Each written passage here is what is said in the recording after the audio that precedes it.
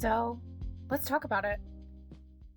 If you are watching right now, you will recognize some things are different.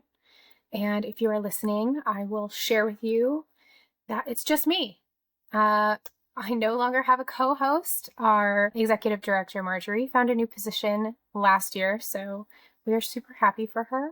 But we did have to take a break and end our season a little bit earlier than expected, just to kind of reframe, figure out what we were going to do and how we were going to move forward. It took us some time, and at the same time that was happening, we sort of hit a wall financially. If you are around nonprofits or you work in the nonprofit space, then you know as well as I do that funding can be challenging. And this year, well, I guess last year, 2025, was particularly challenging, not only with donations, but with grants, a lot less than we were expecting. So as a company, we kind of had to bring it in for a little while and figure out exactly what we were capable of doing, what do we need to do, how do we move forward with the limitations that we have. And so, of course, the podcast was a little bit in question. Can it continue? What does it look like now? All that to say, we have decided to continue the podcast. So here we are. I am going to be doing this solo this season. I have a few really great guests lined up. And one thing that I want to start off with is a multi-part series on Alzheimer's and dementia. This is something that so many people deal with. I'll talk about in our episode here that nobody necessarily knows how to be a caregiver. It's kind of something that happens to you. Alzheimer's is one of those words that stops you in your tracks. It can be very scary. Sometimes it sneaks into your life before you even know what's happening. If you're listening to this and you're starting to notice little changes in someone that you love, maybe it's a friend, maybe it's a parent or a grandparent, you're in the right place. These things happen slowly. It could be a missed appointment or a repeated story, something where you're kind of like, is this normal? Or is this something that I should be worried about? Today's conversation is about the basics. What is Alzheimer's? What are some of those early signs to be looking for? And what are the things that caregivers need to know early on to offer the best support to their loved one? We're talking with Jeremy Koerber from the Alzheimer's Association, which is an organization that supports people on all stages of their Alzheimer's journey. You don't need to have all of the answers. You don't need to know what comes next.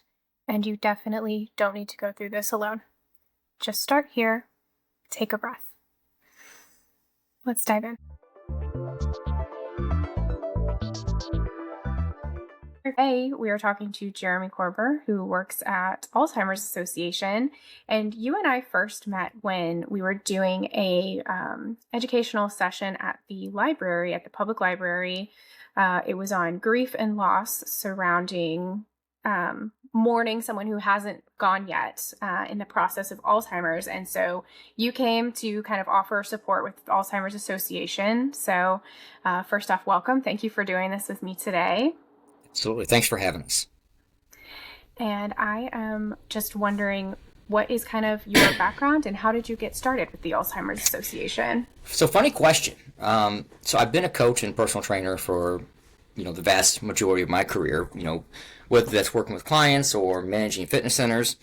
And right around 2019, I had taken a new role and I was working for an organization that was kind of a sports-themed boot camp. And it sounded great, but once you got into it, it wasn't as much working with the people as it was a lot of sales. And while sales is great, it wasn't really singing to what I like to do.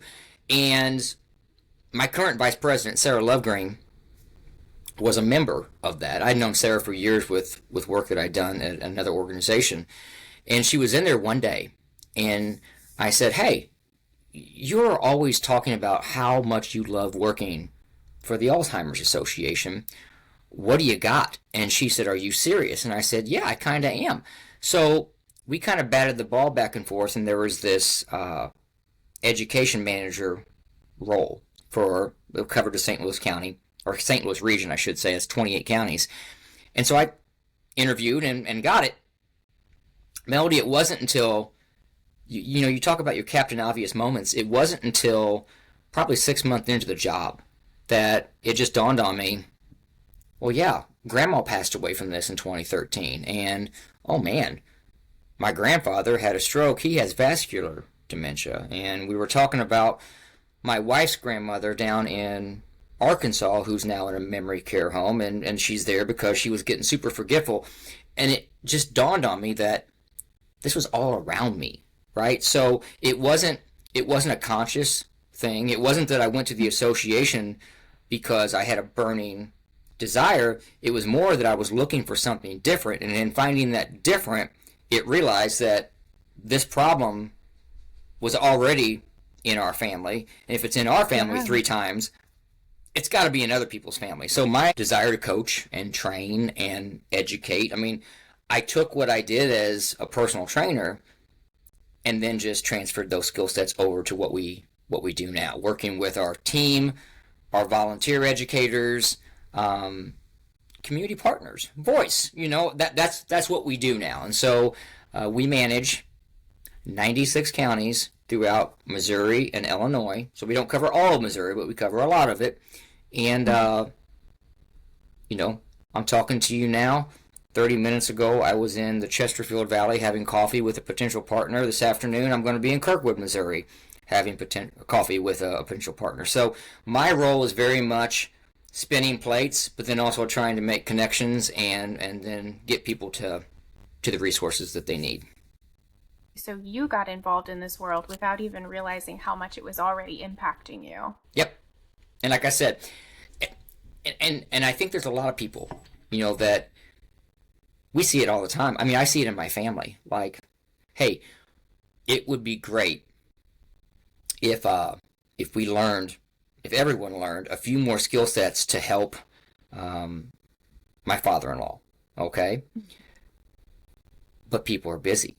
They have full-time jobs. They have kids, and so while the education's important, sometimes life trumps the education. And so what we're trying to do is, like, my general lack of awareness that was around me is to try to help caregivers who are already doing so many things. I don't know if prioritize is the right word. There's a lot of things that happen in life that I wouldn't go so far as to say they need to prioritize better, but how do we get them to consume that information in a way that's fitting for them? And that might be the phone, might be in person. So it's interesting, Melody. And one thing we were talking about is that caregivers don't plan to become caregivers. It tends to be something that just happens sort of all of a sudden. Oh my gosh, mom needs help and I don't know where to turn or what to do. What kind of resources do you guys offer for someone in that situation who's like, what's going on? I think what I like to do when we're having those conversations, I mean, being one person or a team of 36, or, when you add our volunteers into it, kind of like with your ombudsman program, I mean, you can expand and maybe stream some things. But like if I'm talking with an individual that walks into our office or gives us a call, asking questions and trying to figure out what they need first. And it could be that they're ready for a support group. So it's like, okay, where do you live? Well, I live in Jefferson County. Okay, well, we have these 4 caregiver support groups that I think could be very beneficial, because you're going to get the peer-to-peer support. You're going to get some ideas from what worked for this person that you might be able to use with your loved one, and that might be it. It could be maybe they're very much into their own, like, I want to get this information. So we might direct them to our website. Or there's a new app that we have called My ALZ Journey, where you can kind of, again, it's the same information. It's just how they want to consume that information. And then meet them where they are. Meet them where they are. And then what I tend to really try to get people to start with first is our 24/7 helpline, mainly because, like, if you're laying there and it's midnight and you're struggling with this, whatever that might be, being able to call someone that has a master's level clinician status and say, here's what's going on. And it might be a question. I think we're seeing these things in mom. I don't know what to do. And there might be some counseling on how you might have that conversation with mom. Okay? And it may not be, Mom, you're forgetting everything, and I'm really concerned. Let's take you to the doctor to see if you have Alzheimer's, which is going to be a big block, right? I don't want to go. I don't have this, you know.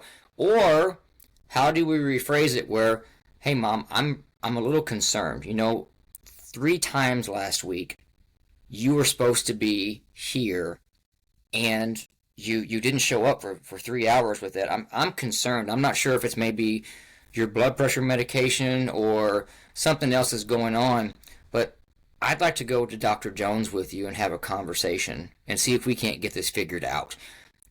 Same thing, but 2 totally different conversations, because this stuff is scary.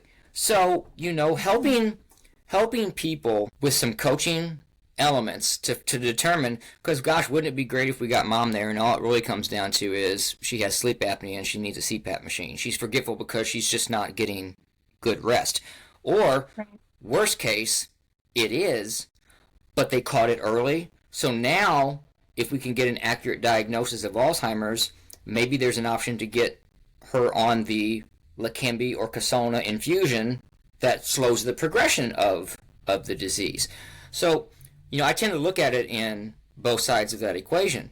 If it's nothing, let's figure out what that nothing is. But if it is something, very similar to a cancer diagnosis or a diabetes diagnosis, hey, there's a treatment for this. If we can get past the stigma of what Alzheimer's and dementia tends to produce with people, let's get this treated, because that's going to be a long run. It keeps the person at home longer. Certainly, it's easier for caregivers in that realm. Perhaps cost savings, because long-term care is not cheap. So there's a lot of things that we want to do, but to your point, meeting them where they are and then trying to help that caregiver or that person that thinks we might be going down this journey, even empowering them to have that conversation. We've had a lot of over the years of, well, I think it's this, but it might be, it might not be. And I said, you know, might not be. But if you're seeing patterns, and that might be the other thing, if they're not sure, you know, the helpline may be able to help that individual say, okay, you're seeing this in your loved one. What we want you to do is to take notes. Take notes, right? You're seeing this happen on a regular basis, because you forget your keys once in a while. Happens, right? I've washed many ink pens and many pocket knives and a couple sets of keys because I put them in my pocket and I throw them in the washing machine. It happens, right? But if I were to open up my freezer to pull out some ice to make a drink, and out comes a cell phone or some keys or the remote control, well, that's bizarre, because I would probably notice if I dropped any of those items in my freezer as I was trying to get, I mean, I probably wouldn't have my phone in my hand at the same time that I'm going to grab ice out anyway. So if you're seeing things that are peculiar, that might be the impetus to say, hey, Mom, I'm concerned. Would you allow me to go to the doctor with you? And let's rule some of these things out. Yeah, let's talk more about some of those early signs and symptoms, because I've had experience where the older person may experience something that makes you go, okay, that's alarming, but then they're fine for weeks. And then maybe something else happens. So what are some of the early symptoms that would make someone say, maybe we need to go to the doctor? That's absolutely. And it's kind of, I always say it's interesting, because we have on our website and on our social and you know, documentation of what we call our 10 warning signs, okay? And what the 10 warning signs are, there's going to be what we would describe as a normal age-related memory loss, okay, versus a red flag, all right? Yeah. So, like, for example, I'll give you a couple here. My grandmother was a very, very good cook, right? I mean, that's kind of what she was known for. As a kid, Mm-hmm. cookies or different meals she would make and whatnot. And so if you mess up a recipe once in a while, which she never did, but if you do, it happens, right? Or if you get Right. distracted and you burn a pan of cookies, okay, right? When she started to present food at dinner that really was like if a kid got into the kitchen and just started mixing things in a bowl, that was a giant red flag for us because in her mind, in her reality, this is what this is what she made, right? There Mm-hmm. was no separation in that aspect. That was a giant red flag.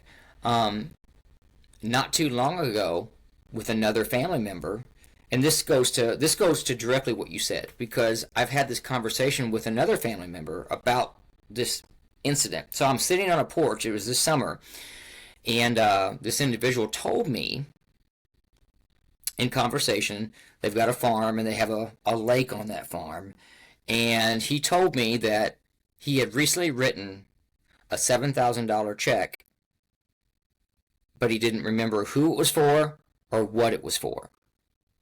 Uh-oh. And I said, okay, tell me more about that.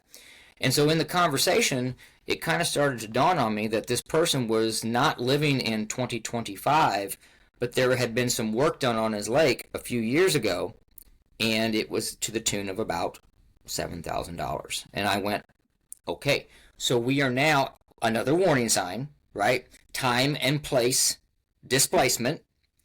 Yep. And so I had a conversation with a another family member, and they said, "Oh no, no, he's sharp as a tack. This is not any warning sign of dementia." And I said, "Well, it's okay because I mean he is turning 91. I mean it's not like this is crazy talk for he's 40 years old or anything."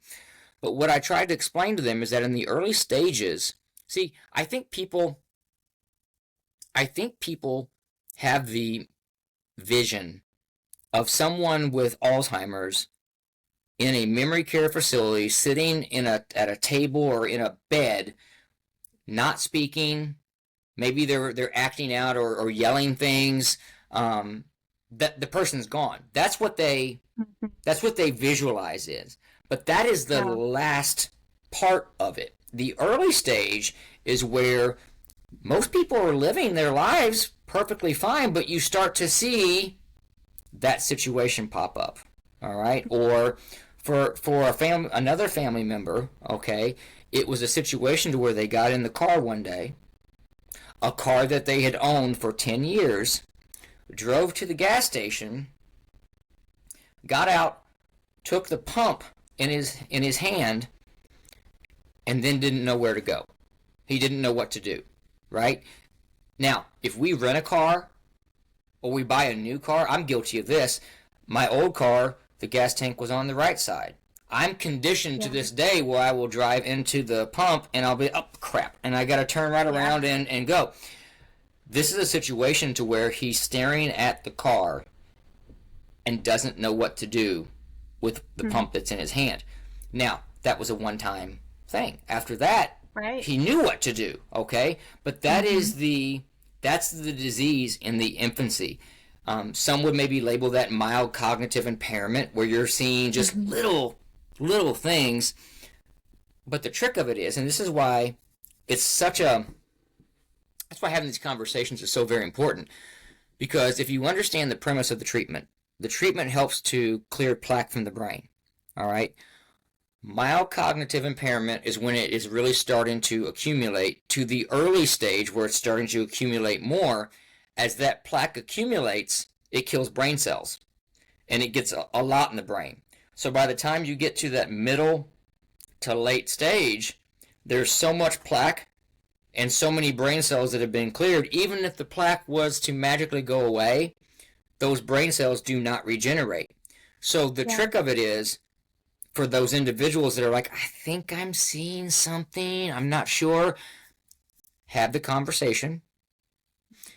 In every talk that we give that has to do with brain health or warning signs, specifically if that group is 65 plus, I always tell them as part of your annual physical, your Medicare physical, the one that you're supposed to go to, you can ask for a cognitive screen. And a lot of people get scared with that, but I said it's no different than having your A1C checked or your blood pressure or cholesterol. They're either biomarkers or standards that if you come back next year and we see a change, that might help your physician make better decisions for, what, I do think we might be at a point where we might want to do a consult with a neurologist, but that's okay. If this is what I think it could be, there's some treatments for this, so let's not push the panic button here, but let's explore. Because here's the reality. Your tummy doesn't feel well, and we're running to the urgent care. Or my knee doesn't feel good. A lot of folks are scrambling to get to the orthopedic to get a cortisone shot. So we'll manage those things, Melody. But when it comes to memory loss, and again, maybe because it's scary, there's a stigma, and a lot of people don't know that there is an actual treatment that slows the progression. It's not a cure, but a treatment. Because they don't think that there's anything that can be done, they don't seek diagnosis. And that's a frightening prospect. It sounds like maybe the worst thing you can do is to wait and just ignore it. I also didn't realize that there were treatments, so that's good to know, definitely. There are treatments, and so they're not perfect. Again, they're not cures. But the way that I always look at it, because people will say, well, how long do they work? And there are statistics, right? If we wanted to chat GPT it or jump into some other forums, we might be able to find like what the average length of stay in keeping someone stable might be. But my question to them is, well, first I say a statement. If you've seen one case of Alzheimer's and dementia, you've seen one case, and everyone is different. But my question is, how many more birthdays or Christmases or 4th of Julys or Hanukkahs? How many more of those are worth a conversation earlier to maybe rule it out completely? Not to mention a lot of the stuff that we know now from a brain health perspective, exercise, nutrition, being socially active, cognitive, so like volunteering or doing things. Not only does that reduce a person's risk of developing dementia, but what we're seeing is those same things, and again, when I say they're quote unquote being studied, anecdotally, I've seen it work. And a lot of people may slow progression, right? I can't come out and say definitively if you do these things, it's going to slow. But I've done this long enough, both with the association and out of it, to know that there's merit to that. Matter of fact, there are some treatment plans that are calling for the infusion and prescribing the physical activity and exercise and nutrition plans, because at the end of the day, it certainly isn't going to hurt you to be doing those things. And theoretically, if I'm going to the gym or a group exercise class, I'm being social now. I'm going to talk to people. I'm not sitting in a chair staring at a wall. I'm getting up and I'm doing things. So just like working a muscle, if they work their brain, we may be fighting a losing battle because the disease is ultimately going to catch up and take over. But you're doing what you can to maintain what you have for as long as you can, even if it's purely placebo. For many people, it makes them feel stronger and more empowered over this thing. We have a guy in southeast Missouri who was diagnosed at age 54. He is now 64, and he would be the first to say he's starting to see some slippage, but 10 years, and he was not on any medication, but he has been exercising. He volunteers and does community education, plays golf, is social. He told me one time, he said, Jeremy, and this is a mindset shift. He goes, I'm not dying from Alzheimer's. I'm living with it. And that's That's a big shift because most people get bad news and they quit. He made a conscious decision that this is not going to get me, at least in the sense that it gets most people. He goes, I'm going to go down swinging on this one. Yeah. And he's quite an inspiration. Absolutely. Yeah. That's incredible. Yeah. I love that he took that and got motivated and took those steps. And it's incredible to see that he got 10 good years out of it and hopefully many more. Still going. Right. Yep. Yeah. Now, you've used both terms, and I have heard many people use both terms. Can you talk about Alzheimer's versus dementia? What is the difference? Is there a difference? Sure. So what I want you to think about dementia as is an umbrella. Okay? So when you see symptoms, and again, like if you look at our 10 warning signs document of all the different memory loss symptoms that could be there, or types, I guess, situations. So cognitive is a symptom, okay, cognitive issues or impairment. Psychological, meaning that I now see pink bunnies hopping through my living room at 11 o'clock at night, hallucination type stuff, right? Yeah. Sometimes they're very benign, sometimes they're not so benign, okay? Kind of scary. Behavioral, right? So my grandmother, loved her to death, was not an easy person. If she carried a grudge, you knew it, right? As her dementia or her Alzheimer's progressed, she became very easy to work with. Go with the flow, you name it. Whereas other people, their behavior changes. Maybe you had someone who was a kindergarten teacher, sweet as pie, and now she uses language around you and everyone with no filter that would make you blush. And that tends to happen. Yeah. Those are the symptoms. That's dementia-like symptoms. So what's causing those dementia-like symptoms? And that could be Alzheimer's. So that accumulation of plaque and tau tangles in the brain, that's one. If someone had a stroke, or maybe just from a vascular perspective, they're not getting as much blood flow or oxygen to the brain, that's vascular dementia. All right. A lot of times the symptoms are very similar, but like with vascular, they may have trouble with like aphasia, like speaking words. It's a little different there. If you look at dementia with Lewy bodies, which has a lot of the same symptoms, but is caused by some different processes that are going on in the body. Robin Williams, by the way, the comedian actor, that's what he had. That tends to come with more hallucinations. And then if you look at like frontal temporal, which I do believe tends to hit people a little earlier, that's what Bruce Willis has, FTD, frontal temporal dementia at the time, where later on down the line, whether they were just not wanting to say that or they got an accurate diagnosis. So those are types, but it can be mixed dementias, right? There's all kinds of dementias out there. You see like 60 to 80% of cases is probably Alzheimer's related. But I've known people that had Alzheimer's and then also had a stroke, and so you're kind of dealing with several of those. Going back to treatment, the trick of it is, and that's why it's such a long process to determine what type, is that the treatments for Alzheimer's only work for Alzheimer's, like because you're clearing that plaque. Where if someone had a stroke, right, there's no plaque to clear. That's because part of that brain is not functioning like it should. So that's kind of the difference maker. And I think at the end of the day, people will still probably use those interchangeably, and that's fine. In a classroom setting, I will teach, here's what it is, here's what it isn't. What we're trying to promote more so than ever, though, is taking it to the next step. Because again, going back to the treatments,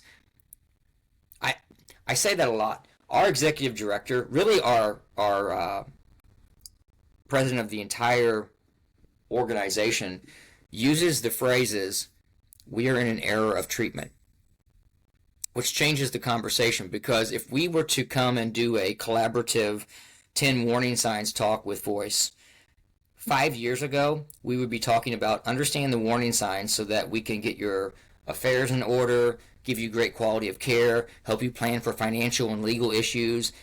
And that's important, but it really didn't drive people.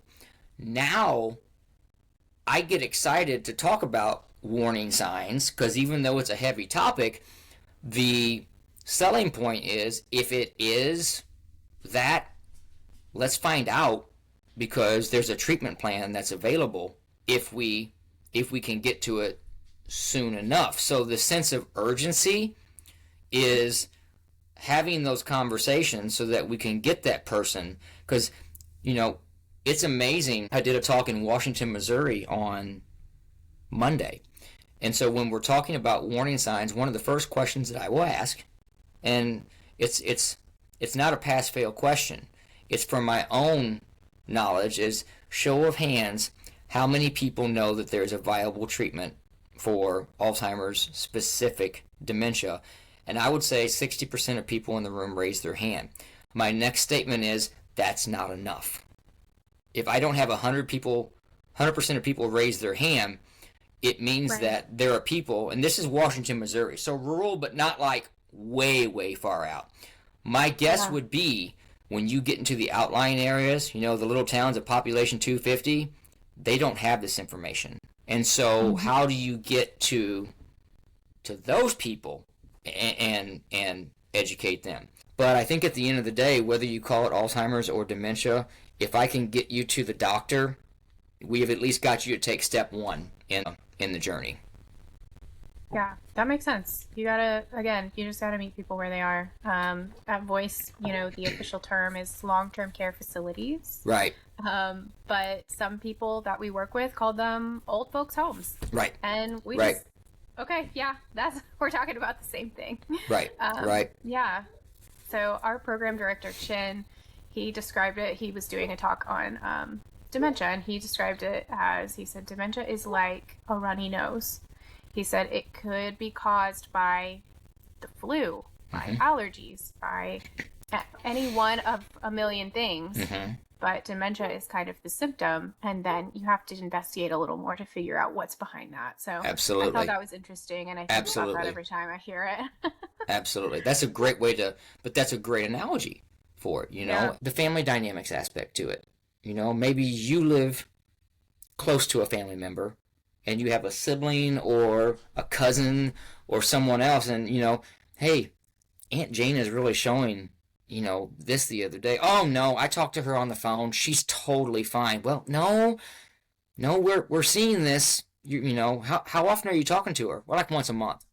So sometimes there's even that dynamic where you're trying to get I call it a care team.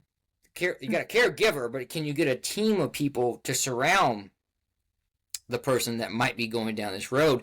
Sometimes you deal with that too, where there's not just denial for the person who might be experiencing the symptoms, but also the people that are around them that maybe they don't see it, or maybe they don't want to see it, and that's also tricky because you again, you got brothers, sisters, aunts, uncles, cousins. I mean, that's where it can get, family squabbles can happen in general. You add something like this into it, and it can get really icky really fast. So if somebody's listening to this and they're thinking, okay, my family member has been showing a couple of these things that have me concerned, what's my next step? Do I call the doctor or make an appointment for a cognitive test? It's a good question. So, I mean, I think the first thing would be, because of HIPAA standards or laws, it's not so much I'm going to call and make this appointment for my mom, because mom is the adult. She's going to ultimately be the one that's going to either allow me to come in with her or say, no, you can't. So I think there's a couple ways to do this.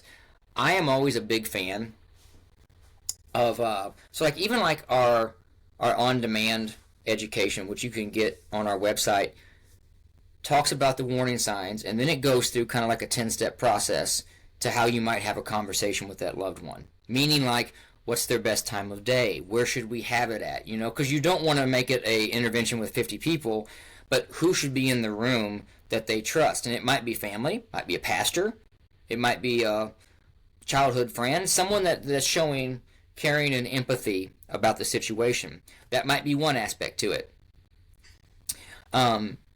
There's also what I call the magic trick, the sleight of hand. If you're seeing something, and maybe the loved one is, nope, I'm good, I'm fine. But you're clearly seeing things, mismanagement of money, changes in behavior, hygiene. Supposed to be there at 2 o'clock on Wednesday, and they're showing up at 10 o'clock on Thursday, 2 weeks after that appointment. You're seeing things. What you can do, you can't call their doctor and say, give me a report about everything that goes on, because unless the parent or the person gives you that permission, they're not going to share that. But what you can do is you could say, I would like Dr. Smith to know we're seeing some things. Could he please ask some questions in the appointment so that we're not setting mom up? Because if you say, hey, Dr. Smith is going to ask you some questions about your memory, they're going to be on their A game. And we're not trying to manipulate or derail, but like any study, you don't want to taint the study. So you don't want to say, hey, today Dr. Smith is going to ask you some questions. What I want Dr. Smith to do is, in the course of his normal dialogue, say, okay, hey, so we're gonna do a little bit of a different thing today. We always do blood pressure and cholesterol. I'm going to ask you 3 questions, right? And then we're going to come back to those questions. All right, the number is 6. I want to know what you had for breakfast this morning, and what's your favorite dog's name? And then they're going to go over here and do something. And then they might come back and say, okay, what was that number again? What did you have? What did you have for breakfast? And you're not trying to trip or trick them or trip them up. What you're trying to do is to see if they can duplicate some of the things that you might be seeing in real life. All that does is give the doctor some baseline information, right? But that doesn't mean it's a one and done conversation, because some people are still struggling with the concepts of what's going to happen. Oh my gosh, do I have this? Am I going to be, in a year, am I going to be living independently? Am I going to be at a long-term care facility? It's scary. So you may have to have those conversations 2, 3, 10 times, because we all move through different decision-making processes or coming to terms with what the reality is in our lives. Right. I just got off the phone with my son's, with the mechanic for my son's truck. I'm still wrapping my mind around the fact that there's $3,000 that's going to be going out, right? So the initial jarring of, and now it's like, okay, well, he's got to have a truck, right? It has to have an inspection. To pass the inspection, it has to have this. So here's what we're going to do. Now, Alzheimer's is not like me trying to figure out what fund I'm going to pull that $3,000 from, or how we're going to adjust spending over the next month to account for that. Yeah. But if you can go along with the analogy, similar to Chen's runny nose analogy, it's getting to a point where we know what the situation is. Mm-hmm. We take it in, come to terms. All right, this is what we got. Let's formulate a plan, right?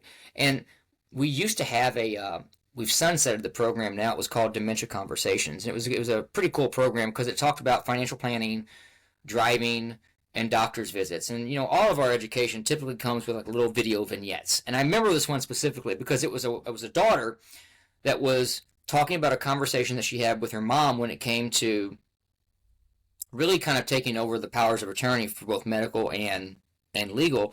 And what she said was, listen, Mom, this is scary. I know you're frightened. But she said, I'm here.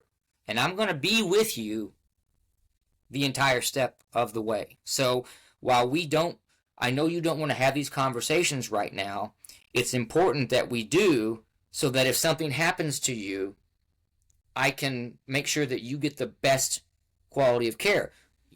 And I mean, again, Melody, back to our 24/7 helpline, or going to support groups, or attending local education that's available, whether it's through us or whether it's through somebody else, is you do not learn to be a caregiver in one class or one support group or one phone call. This is a maturation of trial and error, learning, this worked well, this didn't work well.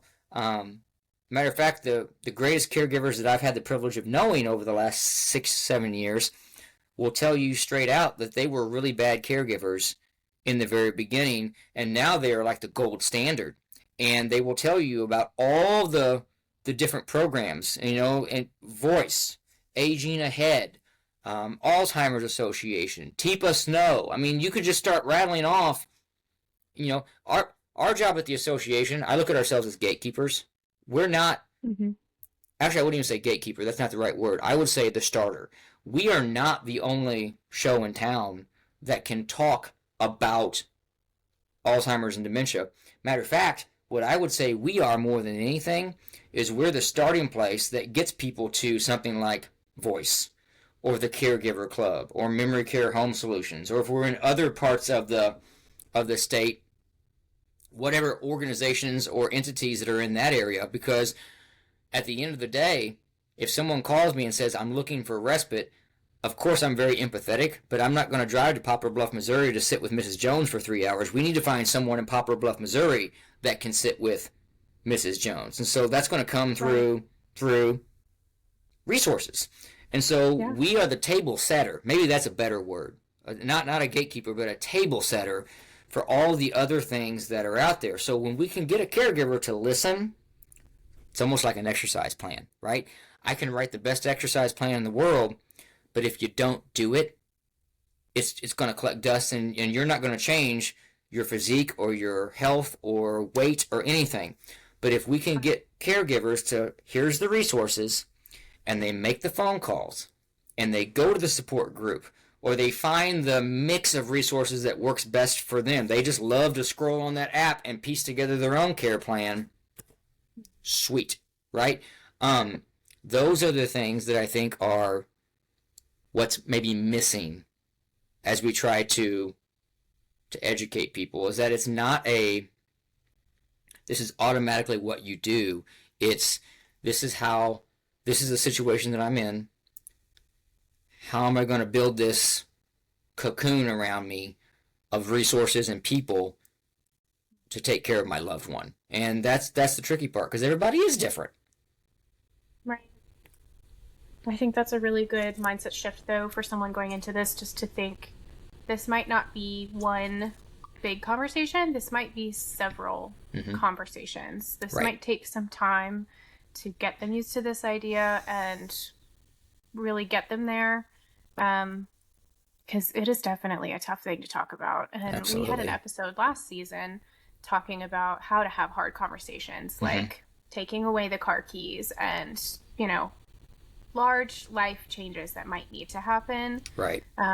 We had Melanie Maynor, who was great, and she suggested, bring in a care manager, and we can be the bad guy. Right. We can sometimes have those conversations. So I think that's always a good option too. But I think, coming at it from a soft place and just thinking this is going to be a several part series Sure. of Sure. conversations. Sure. And mindset shift. Yeah. Sure.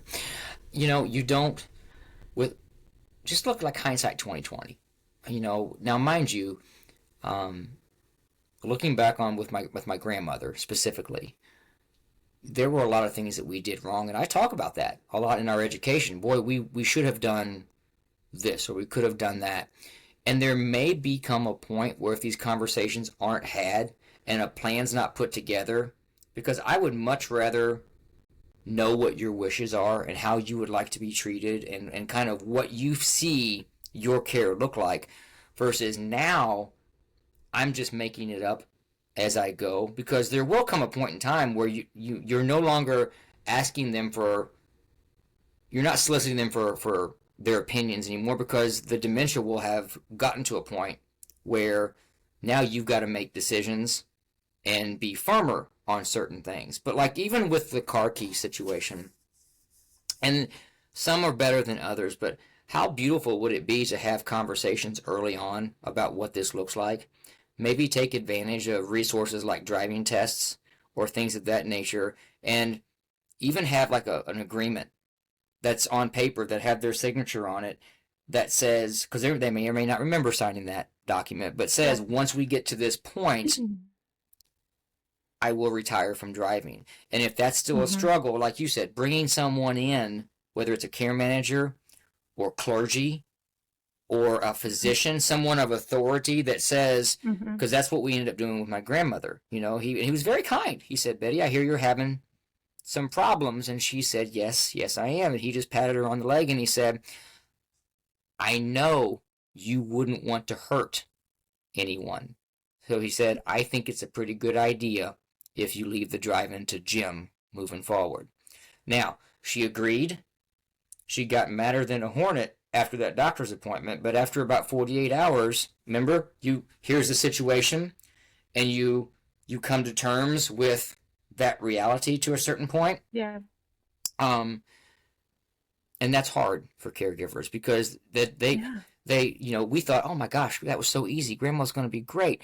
And then she got mad. Well, same thing can happen, right? You're probably not going to get mad at your pastor if he made that statement, he or she made that statement to you.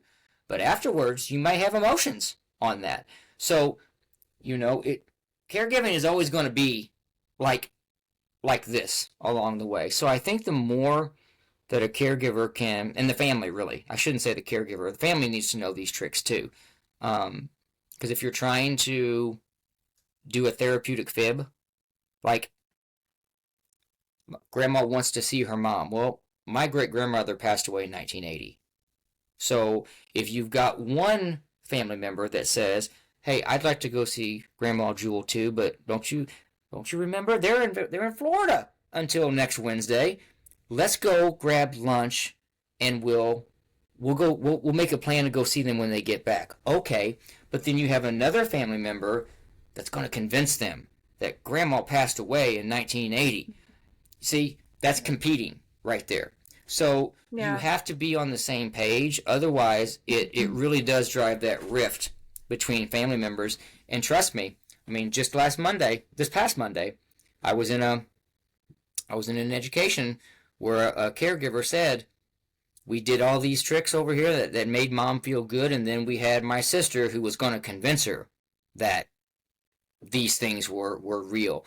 And I said, well, that's unfortunate, because if everybody understands that their reality is their reality, they may not be living in 2026, it might be 1975. If you can figure that out, it makes it so much easier for the person who's living in that reality, but also the people that are around them too. So that's a never-ending job for us, and I'm sure with the education that you do through Voice, I'm sure that you have similar conversations, I'm gonna guess.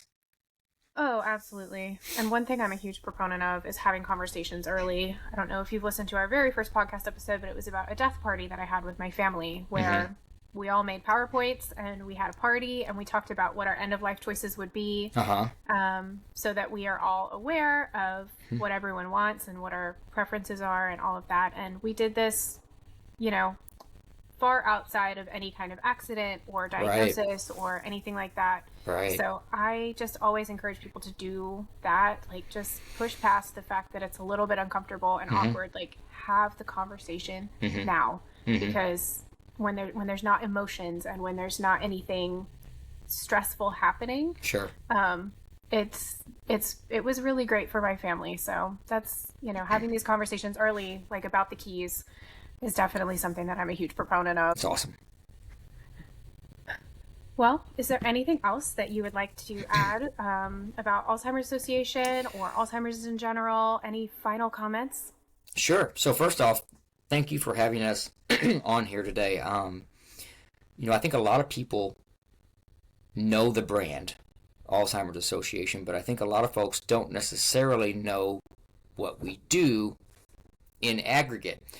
So when we have the opportunity to do like a collaborative education like you talked about when we were at the St. Louis Public Library, that's a big deal because very few people are coming to our website to find an education. What's happening is if we do an education with a gym or a hospital or a long-term care community, they're finding out about that education through them. So every year we're tasked to touch a certain number of what we call unduplicated individuals. If you come to an education, we're going to count you one time because we want to see how many people in that zip code or that county. We want to see if we're expanding.